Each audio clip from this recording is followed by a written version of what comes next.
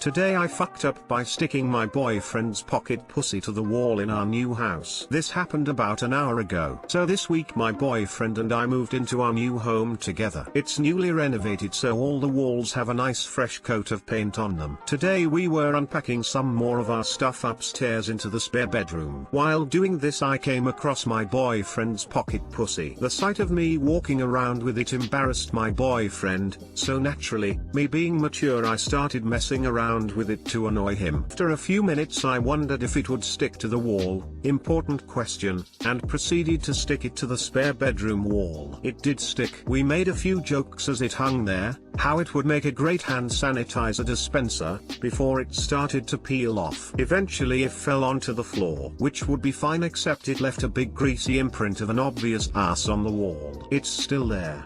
I think we are kind of hoping it will disappear on its own, otherwise we will have to find the paint used during the renovations and paint over it. Definitely no visitors until it's gone. TL Doctor, stuck my boyfriend's pocket pussy to the wall in our new house. Now we have the imprint of an ass on our bedroom wall. Just leave it, and if someone asks about it, tell them some asshole did it. D. Dawn dish soap in warm water, and something soft. I prefer a microfiber, and it should take it off without hurting the paint. That's why posters exist, to cover up funny fuck-ups.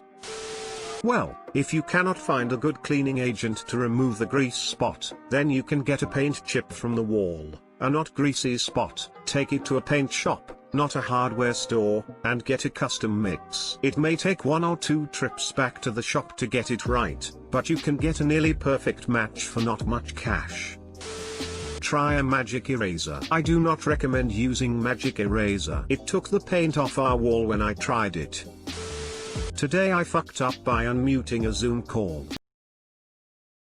We were having a group Zoom discussion. I was on the call with my so. The moderator started to wrap up the discussion and said, "Okay, now we are going to watch a video." I had my hand on the mouse pad and started to move the cursor out of the way to see the video. I heard my so start to say, wait. Thought he wanted to ask a question or add something to the discussion. It all happened so fast. I unmuted our mic only to have him let out the loudest, wettest fart. It echoed through the call. As soon as I realized what was happening, I tried to mute our audio as quickly as possible. The damage was done. I had to go off screen. He had to get off the screen too. We were on the floor, laughing extremely hard. I was bawling with tears streaming down my face as I told him it's being recorded. We still have a few more hours on this call. He said he saw me moving the cursor and thought I was unmuting it to ask a question or add a comment and was telling me to wait. TL Doctor so said wait while we were on a Zoom call, unmuted him and he farted loudly.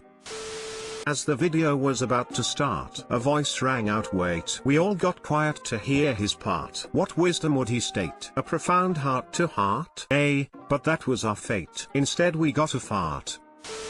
Amazing. I send my condolences. This is hilarious. This made me laugh out loud in public. Like not just some air through my nose. Today I fucked up by masturbating with a spring ball.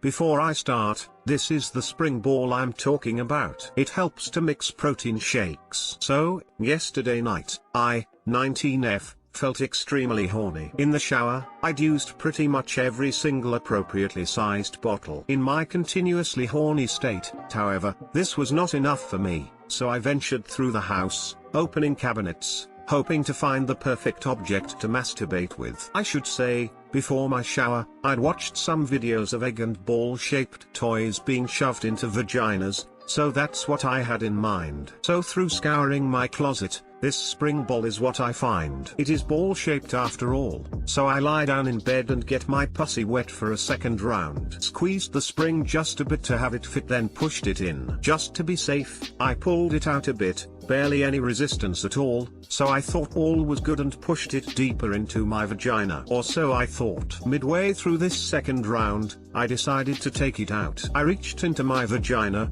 grabbed a hold of a middle section of it and pulled. There was no budging. I tried it again. Pulled harder. Still, no budging. Third time's the charm, right?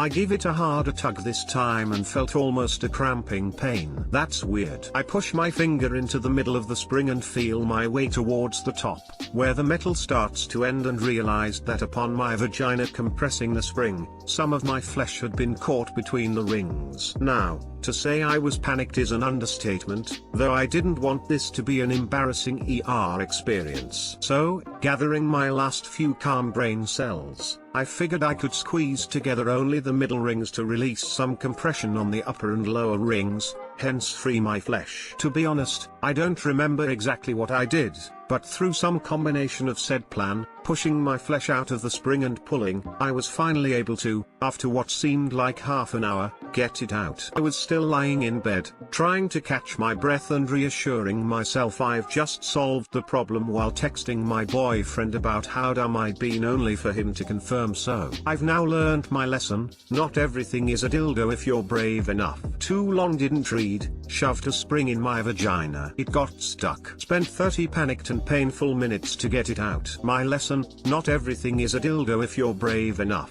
Edit, forgot to mention, I was also terrified of my IUD string being caught in the spring. Would have been an extra FU if I displaced or pulled that out too.